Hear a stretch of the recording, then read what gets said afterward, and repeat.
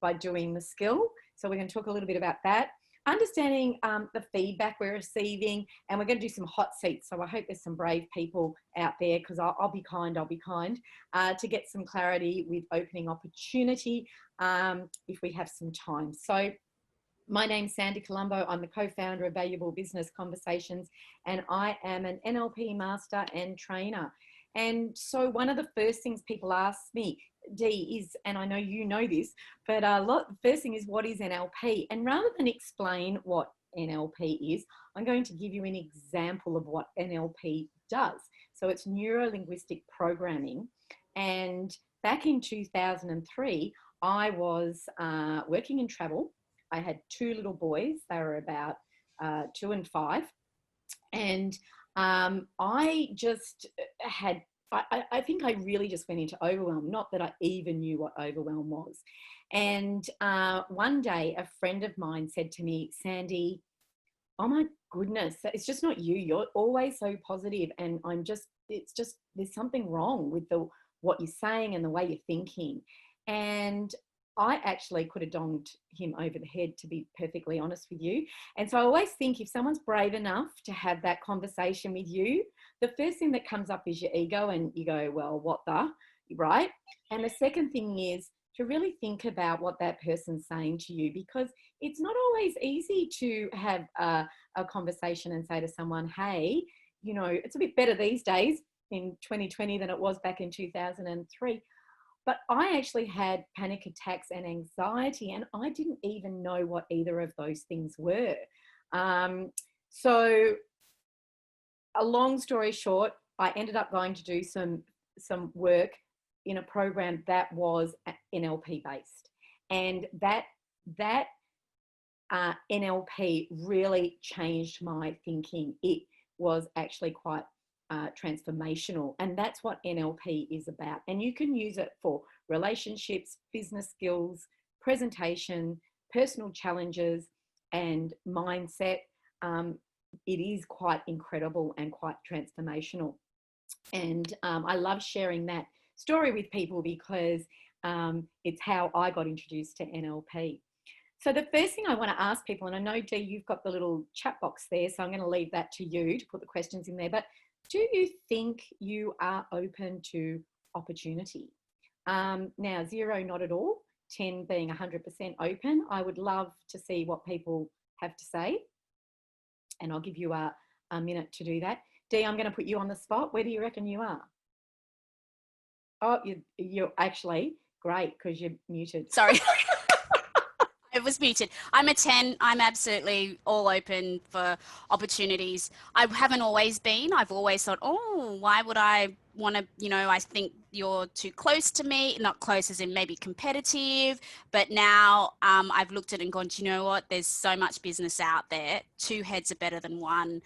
Let's collaborate, draw lines in the sand so we know exactly what we're doing, and, you know, go forth. Absolutely. And I think that's a really big learning opportunity for all of us as well. But the interesting thing, Dee, is that we had over 130 people want to do this program, this session today, right? And so this is what happens. We see stuff, we love it, we're going to do it, and I don't think we'll get 130 people turn up, but let's just see. We'll just I'd like to congratulate those people who are here, because you are amazing. And I want to share this with you, which is a little picture. And I want to ask you this: what do you think that this lovely young woman is thinking, and what her world is like by looking at that picture? Dee, maybe I'll get you to read out some of the answers. Sorry, people are still, Kelly's like, does my hair look good to you? Good on you, Cal. Yep. Intrigued was Bradley. While people are filling that in, I wanted to say thank She you. looks Shout out to Cal, actually, Dee, because Cal helped me yesterday, and Cal and I did our NLP training together. So Sorry, I rang her up and went, I just need a sounding board, and sometimes we all need that, right? Hey, so we've got people. She looks worried. She's waiting for a date. Why me? Was from Linda Fussell. I wonder what the guy's name is. Oh, I wonder what this guy. I wonder what this Is that guy's our name relationship is. coach? Is that Debbie Rivers on there? No, it's Tia Bon. Gail says she looks distracted. Doug says, what's next? But she doesn't look very worried. Do you think she looks worried? She could be. She's looking over her shoulder. That's where the kind of worried bit thing comes from. But she's not looking too concerned. I mean, she's well, not.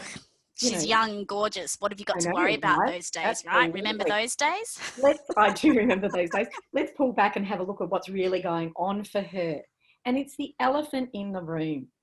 And I often think that when we see only part of the picture, we don't actually see really what's going on. And considering there is an elephant right on her shoulder, I'm just thinking I'd be looking a little bit more worried than that. Yet what happens is we start tolerating that elephant in the room. And I always think it's a hilarious story that I want to share with you, that I suggested one day to a person, and I have to tell you that it was a male, middle-aged male, that perhaps calling the people in the office girls and a few other things that he was saying, which, they're not terribly politically incorrect, but maybe just let's look at our language. He said, oh, great, I'll take on that feedback, I will. And then he went and asked a middle-aged man who worked in the office as well, who then said to him, oh, no, it's no problem. So if we're going to go and get some feedback, we want to go and get it from someone who thinks a bit differently, not somebody who thinks exactly the same as us. So it might have been more appropriate to go and ask the people that you were speaking about. But and so the elephant in the room in this company that I was working for was all about the way that people were being spoken to. And, it's interesting that you might go and find someone who thinks like you, but it's important to find someone who thinks unlike you. So the old-fashioned devil's advocate. Absolutely. But people go and find the person that thinks like them for a reason, because they actually want to justify it, right? Yes, it's safe. Yep. It's safe. I know you think like me, so I'll go, oh, yeah, you're right. And you see that people doing that all the time on social media. Do you really want the answer to the question, or are you asking a question so you can tell us what you think? Yeah. Anyway, gotta love the elephant in the room. And these are some of the pain points that maybe the elephant in the room bring up for people. And I'm going to use my example back in 2003, right? I don't think I was angry, but I was definitely unhappy and frustrated. And I was really, really busy. And so I always felt like I was multitasking and doing lots of different things. That probably made me not so great at communicating, and I was definitely micromanaging. I don't feel like I had a fear of failure or success, but I definitely had a fear of not being liked or wanting to be loved. And when you're managing a team, it's not about, it's not about how you feel. Really, it's actually about what the team's doing and being on all the same page. And it's a little bit like a parent sort of saying, I want to be my son's best friend. Look, your son has lots of friends and lots of best friends. He only has one mother, right? So it's the same sort of thing. And physical conditions, I was constantly tired. But then I had 2 little kids and I was running, a travel business that was 70 grand in the red. So that might be why. I felt like I had lack of support. I had a really chronic back problem. And I had headaches from time to time, was holding on to limiting beliefs. I never had grinding teeth, which is fear of no vision. But all of these things are indicators to me that, they're pain points and something's going on for me. And back in 2003, if I was really honest, I was really, really struggling. The thing was, I didn't know what I didn't know until, that friend of mine said to me, hey, Sandy, this is not okay.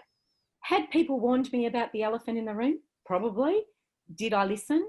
Not at all, right? I couldn't hear them, but I wasn't listening to myself either, and I wasn't listening to them. And basically, all of this stuff was going on. I felt like the time, the clock was constantly ticking. I was constantly worrying. I felt like I was dragging everybody up a hill. I felt like I was doing everything for everybody. And, you know, the kids, my husband, my mother-in-law, the team at work. It was exhausting. And I hear a lot of people saying that now, and then we've added COVID-19 to the top of it. And there's a lot of stuff going on with COVID-19. And the thing is, we cannot control it. And we never could control anything outside of ourselves. The only thing we can control is how we react to the situation. We can't control anything else. We think we can. We think that we're in control of all of these things, but COVID-19 has really reminded us that we're not. And believe me, I do not want to see anybody sick, anybody ill, anybody pass away, any businesses not, do well. That is not, that is not what we're here talking about. But what we're talking about is COVID-19 here is highlighting those pain points that perhaps you already had. And when you think of a crisis, and COVID-19 is a crisis, it's probably the biggest crisis, apart from personal crisis, which I felt in 2003. And I can tell you COVID-19 was nothing compared to that personal crisis for me. But it is a crisis, and it is a worldwide crisis. And we look at, the Japanese symbols for crisis, and one represents danger and the other represents opportunity. And I think of that diamond, do you love a diamond, Dee? I love a diamond. Got to tell you, takes anywhere from 1 to 3 billion years, to form a diamond, I think, but they are beautiful. And they come from heat and pressure.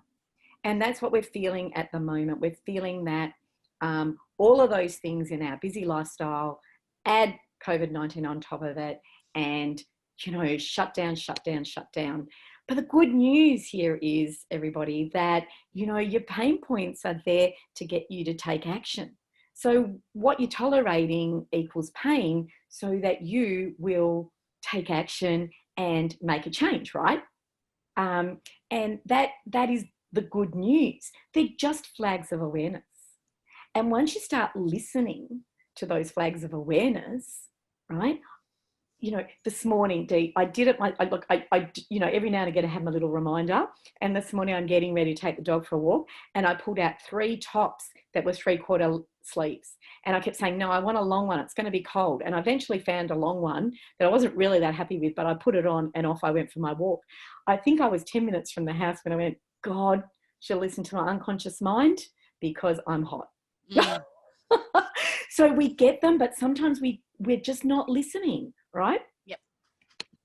And so the trigger, the symptom, the physical condition, whatever it happens to be, it's not the root cause of the problem. But what we do is we go and say, we go and deal with that trigger, symptom, or physical condition. And it's not to say that pain, if you've got a bad back, I did Pilates for 7 years. It's not to say if you had a bad back that it's not that the pain isn't real. The pain is very real. But the other point is, I was a people pleaser from the day I was born, right? So the Pilates was 7 years, people pleasing a lot longer. So this is the point, that your body's giving you all of this information. And when we're not listening to that information, we shut down. And when we shut down everything, including opportunities. And I want to talk to you about, 10 years after my first experience with NLP. By this stage, I'd met the lovely Kelly. Yay. We'd done our NLP trainers together, Cal, and man, they put us through the ringer. And for those that you don't know about NLP, but it is, a lot of time, a lot of effort, fantastic to become a trainer, but it, really expensive, but really, really worthwhile. So, so I'm about to leave the business at this stage. This was probably about 6 months before I left. I look at this photo and it absolutely makes me feel sick. But that's a whole nother story. And because it's taking me back to that time, and I'm ready to go. So I leave the travel business and I'm all about win-win, and I start my business, but I'm running a win-loss strategy. And I'm like, what the hell is going on? I've been so successful in this business. It sold for $15 million. I took it from 70 grand in the red. I'm really good at what I do. I'm now going to go into my own business. What the hell is going on with this win-loss strategy? I didn't even know I was doing it. And what I'd done is I'd stuck the do not disturb sign on the door. I had 11 years of running 24/7. So I was on call for 11 years in that business. I was exhausted and I was over dealing with a whole lot of stuff. And then I went and started my own business. I hadn't cleared a whole lot of things. And I thought I had cleared a lot of that. And that is the key. Again, you know, it's the same record. 2003, I didn't know what anxiety and panic attacks were. I dealt with it. Now back, 10 years later, I didn't realize that, although I knew it, you are equal to the 5 people that you hanging around with. And I've been spending a lot of time with the owner of that business who was a win-lose person. So for him to win, everybody else had to lose. And I had unknowingly taken on that strategy, and I was running it, and I had no idea I was doing that. And so it was all of these things. If you think about your strategies and what's going on, is like a backpack, right? We've all got this backpack on life, right? And it's people pleasing, it's hangovers, it's other people's stuff, it's the shoulds, it's the coulds, it's being, a perfectionist, justification. A big one is not being able to say no. I had someone say to me the other day that I was coaching, oh my God, this person just keeps asking me, do I want the business? Do I want the business? And I said, what are you doing? And they said, oh, I just ignore them. And I went, why wouldn't you just say no, thank you? Right? The person you're actually giving them buying signs, right? You're engaging them, and then you're like, just say no, thank you. It's not for me. No one's going to be upset about that. In fact, you're going to be helping that person, because a no, we all know, Dee, 7, 10 no's, and you get yes, move on, right? If it's for you, great. If it's not for you, that's okay too, right? So all of this stuff. Now, if you look at our little man here with his backpack, look at him. Would you go up and have a conversation with him? He looks totally, lost in his world of carrying this really heavy backpack. All of this stuff in it. And the really interesting thing with this is everybody around you can see it, even if you think they can't. Have you ever met someone like this, Dee, that is projecting this sort of like aura, vibe, whatever you want to call it? Yep. And have you felt like going over and talking to them about perhaps, or doing business or an opportunity? No, because there's frustration and there's anger. And although they have never met me, I'm still feeling it. And it's like, oh, yeah. And then you think, is that my stuff or is that their stuff, right? Yeah. And they're sending that out. Yeah.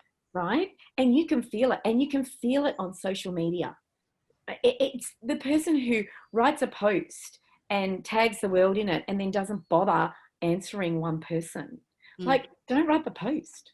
Save everybody some time and effort, right? I know I get all of my business from social media, right?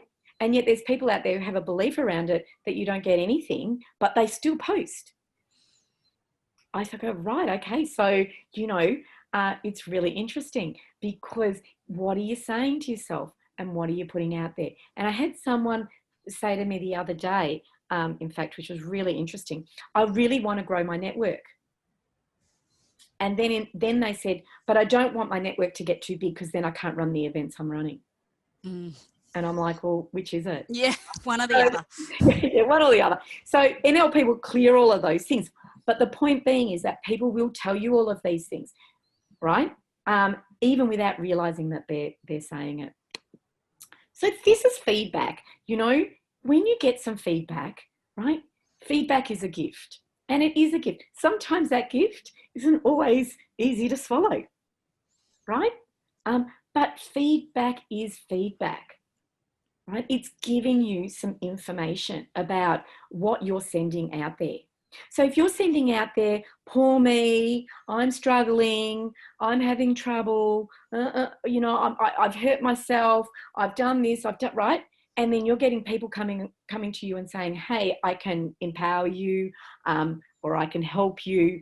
And then you're getting frustrated with that, right? Is that, what responsibility are you taking? Are you at cause or are you at effect? So this is the key to having lots of opportunity, right? It's really a big secret, but it's not a difficult thing to do. It's having your rule book or playbook. You need to be clear, concise, and consistent. And you said it before, Dee. You said to me, which was really interesting, you've got to have a small agreement around it. You and I do a lot of collaboration, right? Yep. However, I don't expect to get free VAs from you. Yep. Right. And I don't expect to get free coaching. No. So it's a collaboration, right? Yep. So on certain projects like Valuable Business Conversations, you and I collaborate. Mm-hmm. On other things, I purchase your services and you purchase my services. Yep. And we're very clear on that. Yep. So for everybody out there, when they're coming to and that's why we started Valuable Business Conversations. We wanted to add some value. We wanted to help people with and empower people with this, right? But we still need we're still in business to sell our services, right? Yep. Yep. And our rule book's really clear about that. Yep. Right? So what else is in your rule book? And it's an ever-growing rule book as we change. It's not a set and forget thing, right? This weekend, I actually broke my rule book. I actually worked on the weekend and I never do that. And I know why I did. On Friday, I got really excited because there was 130 odd people coming to the opportunity. And I went, oh my God, I want to get this and this and this and this done, right? And then on Monday, I was very sorry I did that. And I went, I remember, right, my rule book is this. And so I look at it from the 80-20 rule. If 80% of the time you are doing, following your book, 20% of the time, sometimes we've got to fall in a pothole, right? Because it reminds you, yeah. Absolutely. So I'm always thankful. I say thank you. And in our rule book, we've got to ask ourselves, what do I want? Right? Not what don't I want? Because if I say to you, right, Dee, I don't want, right, that's exactly what I'll be attracting. Yeah. And what most people do is they tell us what they don't want. Right? And then we need to ask ourselves, who is holding me accountable for my rules and my rule book? And the door opens, right? And it's amazing because, the universe loves a bit of action, okay? So for me, I was a terrible, terrible people pleaser, right? I ended up with panic attacks and anxiety. I cleared that. I did all my NLP stuff. I set a goal of going into my own business, right? I could recognize that something wasn't working. So I went and did another program. And the program I did was Money and You. And it was incredible because that program highlighted that I had taken on the owner of that business's win-lose strategy. And I was actually feeling depressed about it. And that's why I wasn't excited about my business. I don't want to be a win-lose person. I'm a win-win girl. So every time I was running a win-lose strategy, I felt sick. I told you I felt sick looking at that photo, right? And then there is amazing, right? As the door opens, we lose the door. So I say to you, join me on the road, and that's actually me in the Northern Territory. Join me on the road and let's open more and more opportunities together. And I'm excited, Dee, because our Valuable Business Conversation brand is growing. It offers us more and more opportunities every day. And it's really interesting because I love it when someone sells me something off LinkedIn, because we have had some of those people on Valuable Business Conversations. We've had Jake who said to me, Sandy, come and look at my Instagram program. And I went, you know what? Okay, I will. But hey, why don't you come and do a whole session for us on VBC? For our community. For our community. Yeah. Phoebe, another one, social media.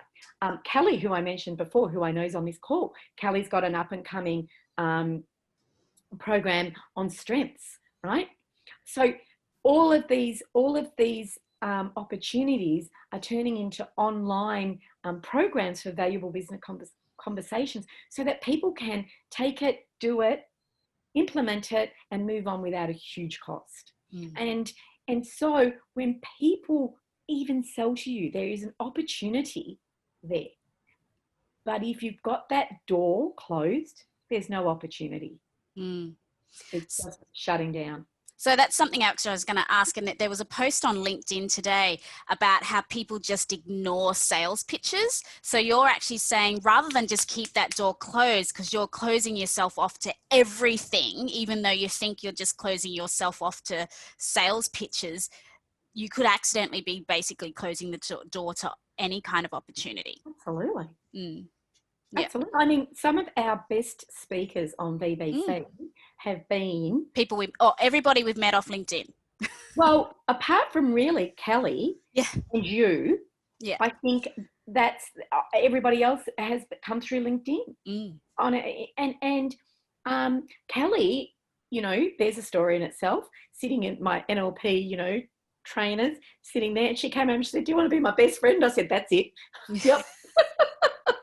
You know, and it's fantastic, because what we do is we open channels. You need a number of channels in business, right?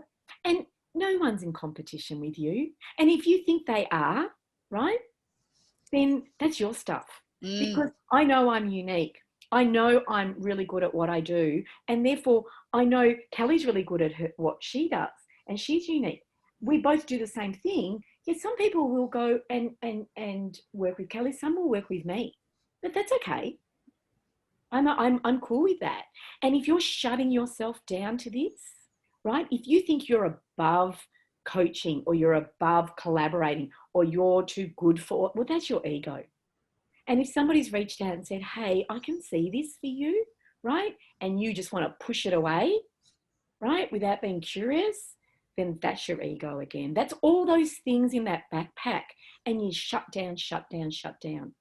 And as new opportunities come up, and as doors close, windows open, other opportunities open. But if we're shutting down to everything, we'll shut down. Yes, we'll shut down to the person who's selling us a car. But what if we needed a car?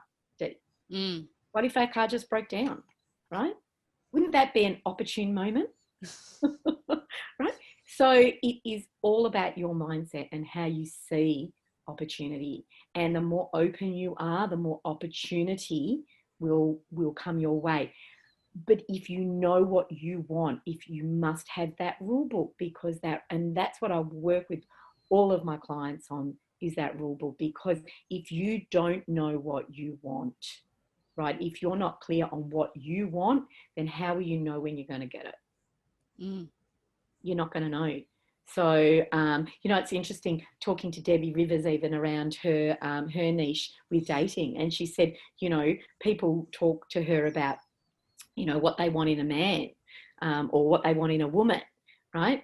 And she said, you know, often those people are right under their nose, but they haven't been open enough to it to see them. So, you know, I just think it's so interesting. Opportunity, you know, opportunity knocks, but it doesn't knock if you've got that closed mindset.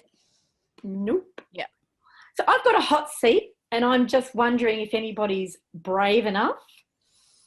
Well, Karen Cleary has said that she loves the way we think. So I don't know if you want to, Karen. Hang on, I've got to get I can't see everybody on the screen. Where are you, Karen?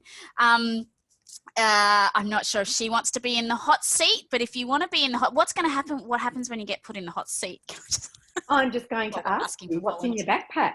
Oh, if you want to volunteer, put in your little chat, say me, and we'll get you off mute. Very funny. Okay, Karen's in. Oh, good on you, Karen. We love it, Karen. I'm hoping I'm unmuting you. If I can't, Karen, can you hear us? Oh, can we hear you, Karen? Oh, no. Oh, no. It's funny, Dee. We've got lots of Karens. We attract Karens. Can you hear me? Oh, yes, we can. Hello, Karen. Hey, How are Karen, you? congratulations on, Yes. on putting yourself out there, firstly, and Thank you. congratulations for coming today. Well done. Oh, thank you very much. It was a stretch. I had to squeeze between some meetings, so I'm excited to be here. Oh, Good. fantastic. And now you're in the hot seat. Now you're in the hot seat, Karen. So I want to Fabulous. ask you, Karen, what's in that backpack? Oh, you know what? Is it a backpack or is it a suitcase? It can be whatever you want, Karen. With rollers and a handle, because I miss That's it. traveling. It's heavy. Look, that might take all day to explain, but I would say some history, some challenges working with management that didn't quite align with my expectations and hopes. A long history of trying to work within that and change it, and I would say staying somewhere too long has been the ultimate thing that's weighed me down. And of course, we all make decisions, like, you know, why we stay somewhere a long time. And sometimes they're perfectly valid reasons, and I do have a list of those reasons. But I'm running out of reasons, and and I'm actually finding that the reasons aren't justifying the desire, and the weight of that backpack is getting really heavy. Yeah. Yeah. So I want to ask you a couple of questions. Sure. So it's interesting because you've described it like it's really quite heavy, this backpack. So could you describe, is it a backpack or was it a suitcase? Oh no, it's a suitcase. It's a suitcase, okay. What I colour's put the it suitcase? beside me rather than on my back, but I find I have to drag it around a lot. Okay, and what colour's the suitcase? It's old school brown. Oh, really? Old school brown. It's quite murky, quite kicked around, quite dented. Yeah, yeah. It's much loved, but I've outgrown it. Oh, so you love it. So, you know, you don't want to throw it out, right? You want to keep it. Love it, but it still causes a lot of pain. It's causing a lot of pain, but you still love it. Yeah, okay, look, right. if I stop playing games and just be really real with you, it's really been a long history of being quite weighed down and keeping on thinking that I could be more creative and make it better. And always thinking I can fix this. Fix it. And Yeah. So Karen, can I ask you a question? Are you a positive person? I am. Yeah. And I have positivity as well. And the thing that I love about me is the thing that sometimes keeps me a little bit stuck is that I'm so positive and I can see the good in everything. My husband laughs when we look at houses to buy. He goes, Sandy, you'd live in any house? Because I always see what I could do to it. I can see the possibilities, right? Absolutely. Absolutely. So, and without giving too much away, the nature of my work is, you know, it's necessary for me to see the good in things and to find the good. And so I guess I have felt for a long time that if I was to step out of this situation, I couldn't get it to where I wanted it to be before I left. Yeah. Yeah. And I'm just not sure that that's going to happen. And in fact, I'm fairly sure it isn't now. Yeah. That's hard to walk away from when you have a set of goals and expectations. Yeah. Yeah. And I suppose the thing is, Karen, and we don't, just so everybody knows, I don't know you, and you don't know me. So I don't even know what you do as a job, which is fine. But I just wanted to share with you, for me, it was very much about the staying, you know, and doing the right thing. And you've said you've loved that suitcase, right? So I want to ask you, what will it be like when you let go of that suitcase? Well, quite unpredictable. And the challenge, some years ago, I had a pause, if you like, in the job that I'm in. Again, it wasn't so much for myself, but to support my husband's new business. And so I needed to leave for a minute because I just couldn't carry all those hats. Yeah. So I thought that'd be a great opportunity for me to begin again. And what I found was that big void, I just didn't put a plan in action. I couldn't make a decision about which way I was headed with that. And in some senses, I may need to throw the bag out and have and start again with my skills rather than what I've carried around with that for a long time. And that's been quite challenging to accept. And as I'm saying it out loud, I'm still not quite ready to do that. But I do think that I'm going to have to look quite deeply as to whether I'm actually going to carry that with me when I do move on. Yeah. And of course, then at this particular time as well, and I'm sure many people here have found that there's certain financial unpredictability at the moment. And unless you've got a big kit of money sort of sitting there ready to use for this new venture or development, it's difficult to leave something that's a certainty, no matter how you feel about it, and move to something that's really still quite unknown and not even quite yet developed. Yep, absolutely. And you said that you love this bag, So Karen, sometimes we don't need to throw things out, we need to put them away, right? That would be the first thing I'd say to you. The second thing I would ask you is, what stops you from solving this sooner? This, or getting rid of this bag or putting it away sooner. Hi, how are you? Bear with me. I'm actually just on a call.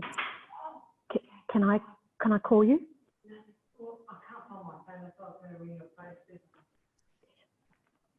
Pardon me, I'm actually... That's okay, Karen. This is what happens when you work from home. I'm sitting in my bedroom for that exact reason. It's just... Here, Pina, take that and go ring. Sorry about that. Okay, so... what's stopping you from doing it sooner was the question. I'm going to say pain. And perhaps just pushing too hard too long and burnout. Yeah. And how important is it for you to overcome, these challenges and get rid of that bag or put it away safely? Oh, really important. It's become impossible to move forward no matter whether I stay or go unless I deal with this. Yeah. And why is that? Why is it so important?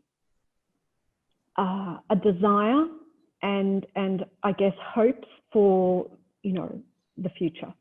And I guess I just completed a master's and done a whole lot of things to set myself up ready for that move forward. Yeah. And for a variety of personal reasons that I won't go into, that's been put on hold, and it wasn't really in my control. Yeah. Yeah.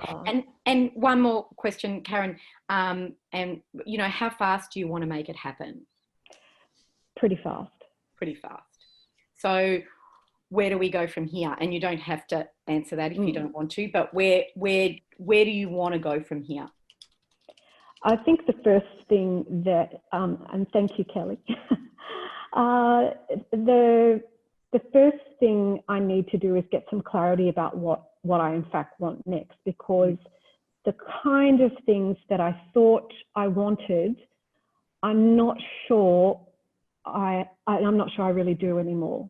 Yeah. So I've got a whole lot of doubts about what my strengths and weaknesses are and what I want to move forward with. Yeah. And the big dreams that I had, in fact, are structurally, because of a systemic change, are now absolutely impossible. And so everything that I thought was no longer is. So where I did actually have quite a clear path, and even though I was perhaps drudging and sort of treading, a heavy load, I had an end goal. But when I got to the end goal, all that was quite obliterated by a systemic change. Yep. And some other personal challenges that, life happens, Yeah, absolutely. Grow old and need our support and a whole range of things like that. Yep. So once that happened, I now have to find a way forward while being prepared to be part of the bigger plan and not just selfish and move myself forward. Yeah. And so, Karen, if we could put that bag away somewhere safely, how would you feel? Yeah, I think I'd be pretty excited about that. It's a scary thought because what I've done for 34 years. So while I've set myself up to move forward, as I said, once the end goal became quite a different reality, I'm left with a blank canvas and I just really need to start again and have another look. And in fact, look a little deeply about really what in fact I do want. Yeah, absolutely. So Karen, I'm going to get you to go and put that bag away somewhere very safely so you can get going. Sounds good. Sound good? I like it. Now, Karen, I just want to ask you a question before you go. Where was opportunity between 1 and 10 when you first did that? I said an 8. Okay. And where would you say it is now? Yeah, closer to a 10. Fantastic. Yeah, as I said, a little bit of pain still there that's stopping me. And actually, it's not pain, it's exhaustion. Yeah. That's okay. I can deal with exhaustion. I've been there many times, as we all have.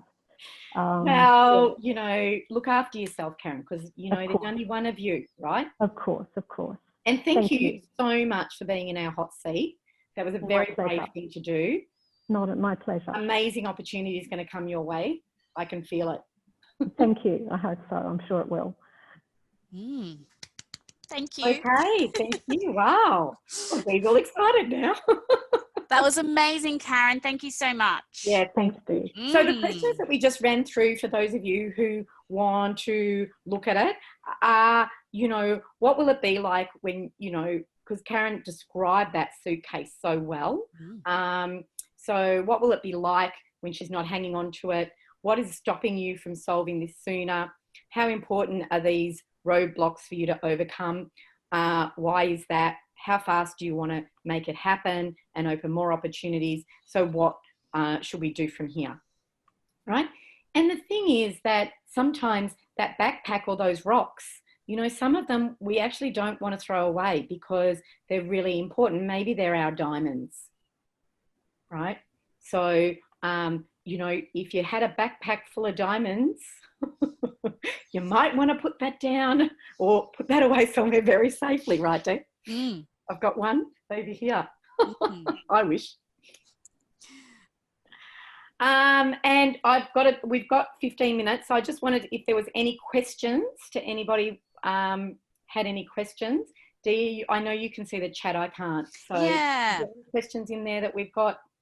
No, I think we were good. Not at the moment, but hey, this is the time. Although Kelly says she thinks that her backpack's full of strawberry donuts. Hungry much? She knows I love strawberry donuts. Everybody knows my unconscious mind will do anything for a strawberry donut, Kelly. Are you talking about just a donut with the strawberry icing on the top, the pink? Oh. Yeah, that's my thing. Kel knows that. I'm totally old school. Just give me a hot cinnamon donut anytime. So yeah, are there any questions? Oh, fantastic. Well, see, we've been able to clear everybody. That's fantastic. Fantastic work. So you know what? You're worth it. And this is the thing around coaching and what I do as an NLP trainer. And we didn't go into a lot of what I would do with my clients. But Karen was, you know, very, you know, clear on what that backpack looked like, what she could do with it. And so that's what coaching will empower you to do. It's not about, you know, mentoring, and people get a little bit confused about the difference between, you know, mentoring and coaching. Mentoring is often about, you know, if I'm in business and I can mentor you and I can show you how to do it. We are not showing you what you need. We are not fixing you. Coaching is about empowering you, and there's a big difference. And so if stuff's coming up for you with COVID-19, you know, it's probably been there for a long, long time. And a lot of the stuff that's come up for me for COVID-19, I think, oh, wow, that was probably something that was hidden that I was tolerating. And so it's really important to understand that we're all human and we all have our backpacks. And when we don't clear out our backpacks, or when we're not, we're carrying it around, we're like that little man, and we're, shutting the door of opportunity. So they're my coaching programs. I have 3 places on the first one. The second one is completely booked out. And my last one, Dee Mills, wherever you've gone, because I can't see you anymore. Can't see anybody except my screen. Dee, you're coming on the 4-day retreat in the Philippines too, right? At the end of our business week, which we had to postpone this year. We would have been there now, right? Yep. But these things happen. COVID-19 stopped all travel. That means that we're all going to love it even more when we can get back to it, for sure. Yep. So we're pitching it for August next year, everybody. Yep, our summit. And that's Valuable Business Conversations. So opportunity knocks. Make sure that you're there to answer the door, and you haven't got the sign on saying, do not disturb. Come and have a party in my party room, because what my clients feel is excited, and a way forward, right? And it's always fun because it's empowerment, right? And Dee and I would love to see you in Valuable Business Conversations too. Valuable Business Conversations has an academy. We have all different types of courses. We're building courses. Maybe you're on the call and you're a coach and you're thinking, wow, I'd like that opportunity. I'd like to do an online course. Come and talk to us, because we're open to all opportunities. Dee's 10% open. She's number 10. Oh, what? No, I'm all open. You're all open. Have a chat. I'm just watching to see if you were listening. Oh, Linda was saying that her stress management course is nearly there. Yes. Oh, fantastic, Amazing. Linda. Fantastic. We love that. And look, I've been doing a lot of spotlight coaching. So for those people who are coaches and are on the call, really at the end of the day, and you can't do your facilitation work, right? Swap it to coaching. So it's a great way. And yes, you're not empowering 30 people in the room. It's one-on-one, but spotlight coaching is low cost, high value. And I love doing that. And it gets amazing results. So join us I forgot to ask the question. So do you think you shifted? Are you more open to opportunities? So before you go. Oh, yes. And Kelly's course, her Values and Strengths online course. Yep. Yes, Kelly, that's fantastic. Oh, good. Karen is saying she's a 10, Sandy. Oh, fantastic. Well done, Karen. Yay. And you know what, Karen, you're a 10 plus because you actually jumped in the hot seat. Yeah. And that is not always easy. So hats off to you, I say. Amazing. Well done. Yeah. Amazing. And we've never met you, so good on you. Yeah. That was not a setup, people. No. Oh, dear. Oh, too funny. So do you think you're open to opportunity? There's lots of people coming in as seen along the way some things that, through my story that you can go, oh, wow, yeah, I can see that. I can see that's a little bit happened to me. And look, the thing is, we're all human. And I think, often we're the hardest on ourselves, right? Mm. And so be good to you. You're worth it. You're really worth it.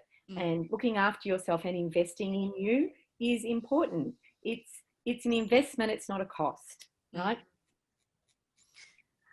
Valuable Business Conversations.